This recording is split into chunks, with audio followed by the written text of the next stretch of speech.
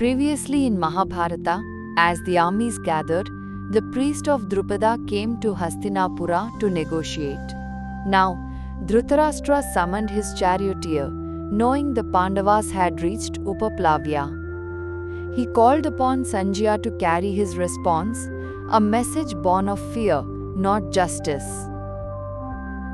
In the privacy of the chamber, Dhritarashtra confessed, "The Pandavas have always followed Dharma and Artha. They are truthful and noble. My son, Duryodhana, is like a foolish child, thinking he can steal a share that belongs to lion-hearted warriors." The king's voice trembled. "I see no falsehood in them. I fear the union of Bhagwan Sri Krishna and Arjuna. Remember how Bhagwan Sri Krishna crushed Sishupala, and how Sabyasachi conquered the northern Kurus and defeated even Indra at the burning of Khandava. Their arrows roar like thunderclouds. And Bhima," Dhritarashtra whispered, "he possesses the strength of 10,000 elephants. He is wrath incarnate, waiting to burn my sons to ash. Who can withstand the wolf belly when he seeks justice?" He continued, "They are not alone. The great archer Satyaki, the brave brothers of Kekaya, and the powerful king of Pandya have joined them. The lords of the earth have sought refuge with Yudhishthira. They are an ocean I cannot cross." Recovering his composure, Dhritarashtra commanded, "Go, Sanjaya, to Upaplavya. Pay homage to Ajatashatru. Seek his welfare and that of Bhagavan Sri Krishna. Speak words that bring peace.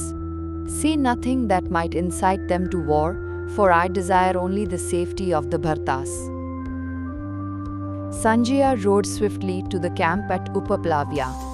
He saw the discipline of the troops, the wealth of the allies, and the might of the army, comparable to the forces of Indra. He approached the inner chambers where the king sat. He found Yudhishthira seated with his brothers and Bhagavan Sri Krishna. Sanjaya bowed respectfully. "Greetings, King of Dharma. I hope you, Bhima, Arjuna, and the twins are well. How is Draupadi, the noble wife of heroes? I offer my respects to Bhagavan Sri Krishna." Yudhishthira smiled gently, welcoming him. "We are well, Sanjaya. Tell me, how is our uncle Dhritarashtra? Is grandsire Bhishma in good health? And how are the elders, Bahalika and Somadatta? Do they still guide the kingdom with wisdom? And what of our teachers?" Yudhishthira asked. "Are Drona and Krupa honored? How is Ashwathama? And my cousin Yuyutsu? Even tell me of Karna. Is he well? Does the kingdom prosper under their watch?" His voice turned solemn. "Are the Brahmanas supported? Are the weak protected from the strong? Tell me, Sanjaya, how are the mothers of the Bharatas, the daughters-in-law, the servants, and the cooks?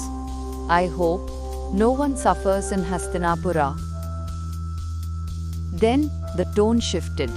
"Do the Kauravas remember the years of our exile? Do they discuss the crimes committed against us?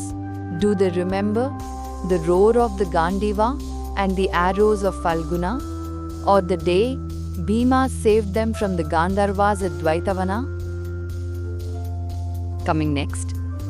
Having heard the righteous inquiries of the king, Sanjaya stepped forward to deliver the hard truth. "O king, I carry the words of Dhritarashtra, words that may not please you, but words I must speak.